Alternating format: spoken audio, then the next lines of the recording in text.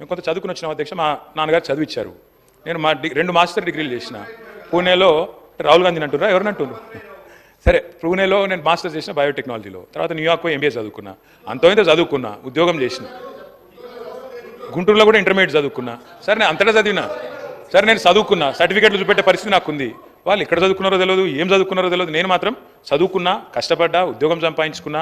అదే ఉద్యోగం మీద ఇండియాకి వచ్చినా. మరి నాకు ఇంటెలిజెన్స్ ఉందా లేదా అంటే నేను పోటీ పరీక్షలు రాసిన. జీవితంలో ఇంటర్వ్యూలో అటెండ్ అయినా. మరి ముఖ్యమంత్రి గారి గతం ఏందో నాకు తెలియదు. రకరకాలుగా చెప్తుంటారు కానీ నాకు గతం తెలియదు. నేను అనేది ఒకటే అధ్యక్ష, ఎవరి ఇంటెలిజెన్స్ ఏందో, వారు ఇప్పుడు ఏం మాట్లాడినరో, నేనేం మాట్లాడినరో మీరు కూడా విన్నారు. నేను వారిని ఏం అనను సార్, ఎందుకంటే వారు ఎలా అదృష్టం. రేవంత్ రెడ్డి గారు వారు అదృష్టవంతులు, కష్టపడ్డారు. నేను I say this with utmost sincere. Revanth, I say this with utmost sincere. ఒక్క నిమిషం ఆపండి బ్రదర్. ఇట్లా అరే I'm saying something nice about him, listen. సి అయ్యా, మీకు తెలియదు, ఆగండి ఆగండి అధ్యక్ష. నాకు రేవంత్ రెడ్డి గారు దాదాపుగా 20 ఏళ్ళ నుంచి తెలుసు, ఒక 18 ఏళ్ళ నుంచి తెలుసు. 2006-07 నుంచి, అంతకంటే ముందు నుంచి కూడా తెలుసు. పరిచయం, మిత్రుడు. మేము కలిసి ఇదే హౌస్లో శాసనసభ్యులుగా కూడా ఉన్నాం. చాలాసార్లు బయట కూడా మాట్లాడుకున్నాం, చాలా సందర్భాల్లో కలిసి మాట్లాడుకున్నాం, ఫ్రెండ్లీగానే ఉండేటోళ్ళం. సరే, లాస్ట్ 10 ఇయర్స్లో చెడింది అది వేరే విషయం అనుకోండి. అధ్యక్ష, I wish my friend luck. ఎందుకంటే చిన్న వయసులో మీరు సీఎం అయిన రేవంత్, ఐ కంగ్రాచులేట్ యూ. ఎందుకంటే కష్టపడ్డారు, దక్కా మొక్కిలు తిని మొత్తానికి తప్పే ఉంది బ్రదర్. ఆయనకు లేని అభ్యంతరం మీకెందుకు? సరే, రేవంత్ రెడ్డి గారు అరే కుసో స్వామి, ఎందుకు దీనికి? I use to call him Revanth only. What is your problem? Okay, Revanth Reddy గారు మీ వాళ్ళకి బాధ అవుతున్నట్టు. కుసో అధ్యక్ష, సభానాయకుడిని ఆయనకు లేని బాధ మీకెందుకు స్వామి? అధ్యక్ష, రేవంత్ రెడ్డి గారికి అరే నేనేమన్నా భయ్, అరే నేనేమన్నా అసలు? Okay, I withdraw my word. కూర్చోండి. I withdraw my word sir. ఏకవచనంతో వారిని సంబోధించినందుకు బాధ కలిగితే I withdraw my word. KTR garu సభానాయకుడిని ఏకవచనంతో వాడొద్దనేది సాంప్రదాయం మీకు కూడా తెలుసు. ఎందుకంటే మీరు సీనియర్ శాసనసభ్యులు, మీరు అది విత్డ్రా చేసుకున్నారు, సంతోషం. ప్లీజ్ కూర్చోండి సార్. స్పీకర్ సార్, వారిలాగా నేను ఇట్లా అనలేదు అట్లాంటి పనులు ఏం చేయలేదు. నేనేమంటున్నా అంటే అగౌరవంగా నేను మాట్లాడలేదు. I have the composure and dignity to address the honorable chief minister as chief minister. He was a friend. So ఒకసారి ఏదో పొరపాటున నోరు జారి రేవంత్ అన్నాను. దాన్ని మీకు బాధ అయితే నేను విత్డ్రా చేసుకుంటున్నా అని చెప్తాను. Okay, right.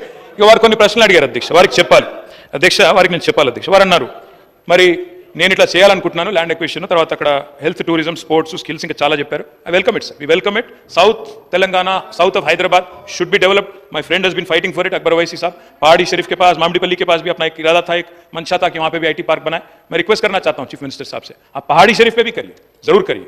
अगर माहेश्वरम पे भी करिए, पहाड़ी शरीफ पे भी करिए साहब. मैं एक और चीज़ भी कहना चाहता हूँ. వారు అన్నారు, రేపు సవిత గారు రావాలి, మీరు కూడా రండి, పార్టిసిపేట్ చేయండి. ప్రోటోకాల్ పాటిస్తే తప్పకుండా వస్తాం. ప్రోటోకాల్ పాటించండి, వారిని పిలవండి. మేము మీ దగ్గర కూడా వచ్చినాం సార్. ఓడిపోయిన వాళ్ళని తీసుకొచ్చి అక్కడ కూర్చోబెట్టి వేదిక మీద ఓడిపోయిన వాళ్ళు కింద మాత్రం పరాజితులు, వేదిక మీద విజేతలు కింద అంటే తప్పు సార్. ఈ హౌస్లో అందరికీ ఒకటే రకమైన మర్యాద ఉండాలి. సవితక్కని పిలవండి, ప్రోటోకాల్ పాటించండి, స్థానిక శాసనసభ్యురాలకు గౌరవం ఇవ్వండి, తప్పకుండా వస్తాం. ఎందుకు రాం సార్, నిర్మాణాత్మక కార్యక్రమాల్లో 100% వస్తాం. అధ్యక్ష, వారు అన్నారు ఆజామాబాద్ ఇండస్ట్రియల్ ఏరియా గురించి అన్నారు. ఆజామాబాద్ ఇండస్ట్రియల్ ఏరియా గురించి I request the honourable chief minister to please know the facts. Azamabad industrial area allot చేసింది దాదాపు 40-50 ఏళ్ల కిందట, సబ్జెక్టు కరెక్షన్, దశాబ్దాల కిందట. దాని పర్పస్ నెరవేరిన తర్వాత తప్పకుండా దాన్ని కన్వర్ట్ చేసుకునే అధికారం ప్రభుత్వానికి ఉంటుంది. ఆ పర్పస్ ఏదైతే ఇండస్ట్రీ పెట్టారు, నడిపారు, కొంత కాల పరిమితి కూడా ఇచ్చింటారు కండిషనల్ అలాట్మెంట్లో, అది నెరవేరిన తర్వాత మార్చుకోవచ్చు.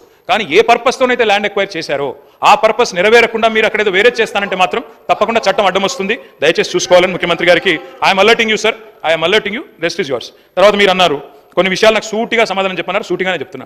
పెండింగ్ అరియర్స్ ఉన్నాయన్నారు. ఎస్, పెండింగ్ అరియర్స్ ఉండే 270 కోట్లు. మళ్ళీ మా ప్రభుత్వమే వస్తుంది, అది కంటిన్యూటీలో భాగంగా ఇచ్చేస్తామనుకున్నాం. 5 ఏళ్ల నుంచి కొన్ని పెండింగ్ బకాయిలు ఉన్నాయి, అట్లాగే ఇద్దామనుకున్నాం. మా ప్రభుత్వం రాలేదు, మీ ప్రభుత్వం వచ్చింది. Government is a continuous institution. మేము అధికారంలోకి వచ్చినాడు ఫీజు రీయింబర్స్మెంట్ బకాయిలు 1800 ఉండే, మేము క్లియర్ చేయలేదా? It's continuous institution. వాళ్ళ మీరున్నారు, రేపు ఇంకోరు వస్తారు, ఎల్లుండి ఇంకోరు వస్తారు. It's continuous institution, please remember that. మీరు ఇంకో మాట అన్నారు, ఫస్ట్ ఇయర్ బతుకమ్మ చీరలు పెట్టినప్పుడు సూరత్ ఏదో స్కామ్ ఆడికెళ్ళి కొనుక్కొచ్చినన్నారు. ఈ రోజు సెక్రటరీ శైలజా రామయ్య గారు ఉన్నారు, వారే ఆ రోజు హ్యాండ్లూమ్స్ డైరెక్టర్గా ఉన్నారు. మీరు దయచేసి సమాచారం తెప్పించుకోండి ముఖ్యమంత్రి గారు. మీరు అక్కడ ఎవరో స్థానికంగా పొలిటికల్గా ఏదో మా మీద దుగ్ధం ఉన్న వాళ్ళు ఏదో చెప్తే దయచేసి నమ్మి మోసపోకండి. Please get the facts. నేను ఒకటే రిక్వెస్ట్ చేస్తా ఉన్నా. నేను సూటిగా అడిగిన ప్రశ్న, మీరు సిరిసిల్ల చేనేత కార్మికులతోని నేయించలేదు, సిరిసిల్ల కార్మికులకు ఇవ్వలేదు పని, సూరత్ నుంచి కొనుగోలు చేసిన నేను నిర్దిష్టమైన ఆరోపణ చేస్తున్నా. ఇప్పుడు కూడా నేను ఆ మాట కట్టుబడి ఉన్నా. ఈరోజు ఎక్కడైతే సూరత్ నుంచి కొనుగోలు చేసిందో వాటన్నిటిని కూడా నేను నిరూపిస్తాను.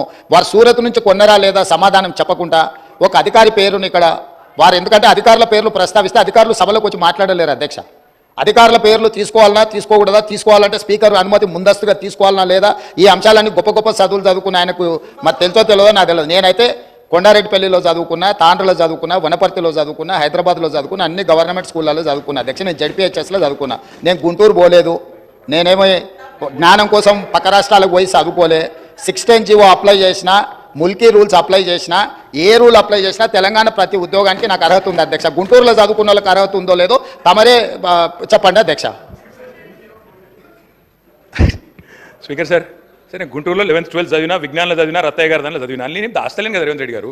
కానీ గుంటూరులో చదువుకుంటే అధ్యక్ష గవర్నమెంట్ ఉద్యోగానికి అప్లై చేయలేను. ప్రైవేట్ రంగంలో ఉద్యోగాలు సంపాదించుకున్నా, ప్రైవేట్ రంగంలో ఆ పాబంద్యం లేదు. గవర్నమెంట్ రంగంలో 610 జీవో, ప్రైవేట్ రంగంలో 610 జీవో వర్తించదు రేవంత్ రెడ్డి గారు. దయచేసి ఇక ఆ పర్సనల్ విషయాలకు నేను పోలే. కానీ అధ్యక్ష నేను ఒకటి చెప్తా ఉన్నాను అధ్యక్ష, వారికి సూరత్ విషయం చెప్పారు. First year after the inception programme పెట్టినప్పుడు మొదటి సంవత్సరం జనరల్గా ఎట్లా పనిచేస్తుంది రేవంత్ రెడ్డి గారి సిస్టమ్ అంటే, అక్టోబర్లో దసరా అప్పుడు ఇవ్వాలి, బతుకమ్మ దసరాకి ఇవ్వాలి చీరలు.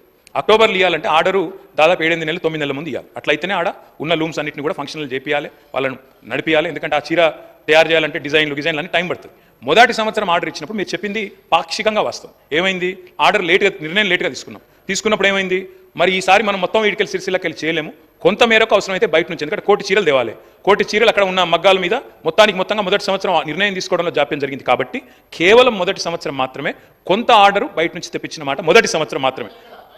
సూరతే కావచ్చు, అది టెండర్ పిలిచినప్పుడు టెండర్లో ఏదో వస్తే అది మీరు అందుకే అంటున్నాను. ఆఫీసర్ పేరు తీసుకున్నారన్నారు. యాక్చువల్లీ అధ్యక్ష నేను కూడా బిజినెస్ రూల్ చదివినా, మీరు కావాలంటే ఆఫీసర్లను స్పెషల్ అటెండీస్ కింద పిలవచ్చు, కావాలంటే పిలిపియండి, చర్చ పెట్టండి, నేను వద్దంటలేదు. దయచేసి నేను వారితో కోరేది ఏంటంటే, ఏమన్నా అనుమానం ఉంటే రేవంత్ రెడ్డి గారు 10 ఏళ్ల పాలన మీద బ్రహ్మాండంగా ఎంక్వైరీ చేయండి, ఎక్కడ తప్పులు జరిగినా మీరు చర్య తీసుకోండి. We welcome it sir, we welcome it. ఆ విషయంలో అనుమానం లేదు అధ్యక్ష. ఇంకొక 2 విషయాలు అడిగారు వారు. ఎంఎంటీఎస్ అడిగారు. ఎంఎంటీఎస్ ఎయిర్పోర్టు ఉమ్దానగర్ గురించి అడిగారు. ఆ టైంలో అప్పుడున్న ప్రభుత్వంలో కరోనా తర్వాత నిజానికి కొంత ఇబ్బంది అయిన మాట వాస్తవమే. ఆ రోజు మేము ఎంఎంటీఎస్ ముందుకు తీసుకొని పోవాలనుకున్నా, కేంద్ర ప్రభుత్వ సహకారం కూడా మాకు ఆశించినంత రాలేదు. ఇప్పుడు మీరు ఎట్లయితే వివక్షాన్ని వదిలిపెడుతున్నారో మేము కూడా గట్లే పెట్టినాం. ఈ రోజు మీకు తత్వం బోధపడ్డది మాకు అప్పుడే అర్థమైంది. కాబట్టి అది మా తప్పు కాదు. చివరిగా అధ్యక్ష నేను ఇంకొక 10 minutesలో ముగిస్తాను అధ్యక్ష. నేను ఇంకొక మాట అధ్యక్ష, నిన్న మొన్న నేను పవర్ డిమాండ్ కూడా చర్చ విన్నాను అధ్యక్ష. వారు ఏం చెప్పారు అధ్యక్ష మినిస్టర్ గారు? కేటీఆర్ గారు, మీకు అవకాశము 10 గంటల 7 నిమిషాలకు మీకు అవకాశం ఇచ్చిన, ఇప్పుడు 12:25 అవుతుంది. ఇంటర్వ్యూను ఒక అర్ధగంట జరిగింది. 1 గంట 55 నిమిషాలు ఇప్పటిదాకా మీరు మాట్లాడింది. 1 గంట 55 నిమిషాలు మాట్లాడింది. ప్లీజ్ కన్క్లూడ్ చేయండి.